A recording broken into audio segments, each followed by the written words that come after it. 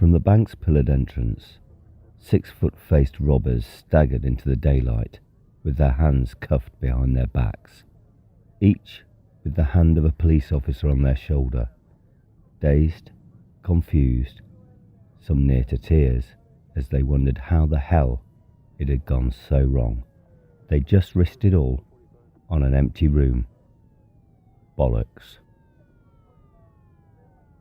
Detective Constable Tony D'Angelo stood back from his fellow officers and leaned against a parked blues-flashing vehicle, surveying the scene, almost feeling sorry for the guys. Out of the corner of his eye, he saw Detective Chief Inspector Jason Dickman walking towards him, waving at his nearby driver that it was time to go. As he approached, D'Angelo stood up and braced himself. "D'Angelo, we've got to find out who these anonymous callers are," Dickman hissed, low enough for no one else to hear. "It's getting ridiculous. We're looking like idiots." D'Angelo nodded. "Yes, sir," grinning to himself. It was easy to make Dickman look like an idiot. "They're right every time. Where are they getting their information from? Fuck!" Dickman didn't like not being in control. "It's a mystery, sir, but a good one. We got the baddies. That's what we're here for," D'Angelo enthused, looking over at a line of disgruntled suspects being loaded into the back of vans, trying to raise a smile, but his boss wasn't having it. The station was used to Dickman complaining. He never had a good word to say.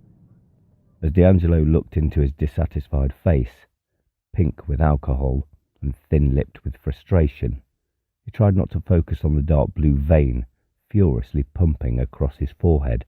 He also tried not to focus on the thought of Dickman standing in front of a toothless old wino on his knees, giving him a blowjob at the back of the custody block while his wife and kids were at home. Dickman didn't realise there were external cameras. Admittedly, it was a long time ago, and he was a newbie, a volunteer special at the time, but gossip in the police was non-forgiving and relentless. Like all industries, some bosses were brilliant, some were a nightmare. It was normally only a matter of time before the bad uns got sifted out. But Dickman was a cunning bastard, in control at all times, with his eye firmly on the top job.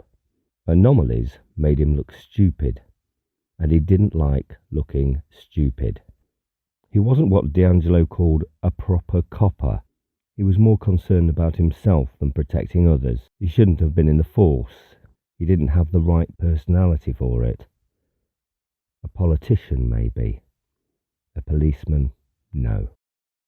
In all walks of life, whether it be religion, politics, teaching, nursing, music, film, finance, there was always one bad apple that gave its fellow colleagues a bad name. For D'Angelo, Dickman was his station's bad apple. He would be chucked out eventually. The bad uns always fuck up in the end. But for Dickman, it was taking way too long. His nasty bullying was affecting too many of the bad guys. Policing was stressful enough. Some had committed suicide. A self-absorbed ladder climber, Dickman didn't give a toss about saving victims, about right or wrong, about protecting the community, or supporting his staff. He had no idea how to lead, and there weren't enough staff management courses in law enforcement. Dickman only cared about how he looked on paper, and how he could tick-box, speed-hack his way to the top without paying dues. His condescending, fast-tracked lack of experience was dangerous.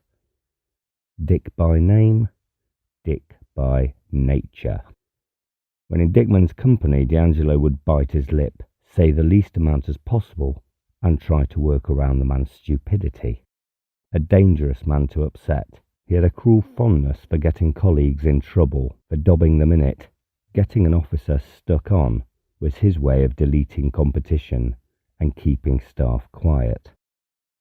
D'Angelo bided his time, patiently waiting for the moment Dickman would be knocked off his perch.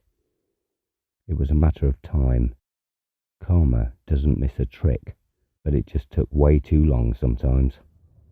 I want MCT and cyber all over it, Dickman hissed. Call Pat Murphy. We need to track them down, find out who they are, and how they know so much. Are they in competition with rival gangs, corporations, governments? What? But they are helping us, sir. Dickman spat him a look. The forehead vein pulsed with anger. D'Angelo nodded, rescinded, and subconsciously stepped back in case the vein burst. Yes, sir, major crime and cyber. On it. Without a thank you or goodbye, D'Angelo watched the huffing creature walk towards his waiting driver. Holding open the passenger door, the driver gave him a long, suffering greeting. Poor bugger.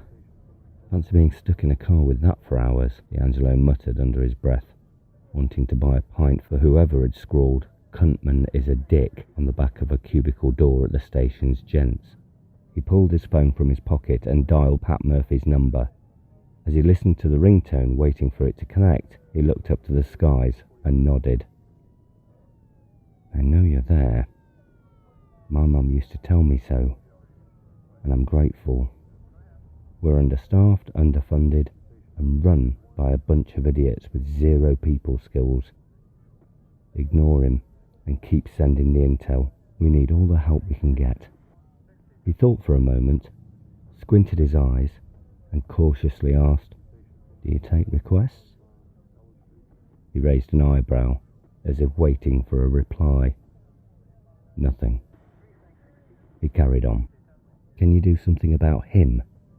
Tilting his head to Dickman's departing screech of wheels. The idiot needs sorting. Pronto. He shrugged his shoulders and shook his head with a laugh. Maybe he was going mad in his old age, but it was worth a punt. He walked towards the prisoner vans. A small white feather sashayed to the ground in his path. He stopped and stared at it. A quick look to the skies showed that there were no birds around. Checking no one was looking, he reached down, picked it up, and popped it in his pocket. He'd been heard. Thanks, mate. He winked at the sky. Sooner rather than later would be nice. His phone answered. Pat Murphy, Cybercrime Unit, how can I help you? Pat, it's Tony. A quick one. Dickman is breathing down my neck. Any news on the anonymous calls? Hasn't that plonker been moved on yet? Haven't they sussed him? Nope. He's still here pushing for his next promotion, sighed D'Angelo. I remember when he was my skipper, he couldn't make a decision to save his life. And it was always everyone else's fault. He's still got that angry vein across his forehead. Oh, yes. You heard about the one about him and the old drunk?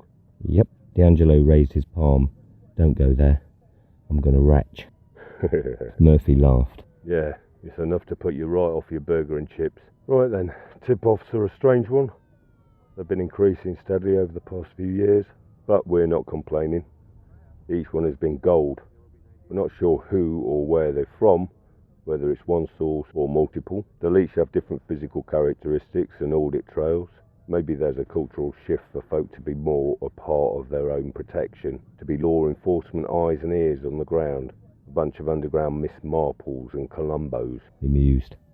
Or we have vigilante angels up there looking out for us. He joked. That may not be far from the truth. I wouldn't mind a bit of both, nodded D'Angelo.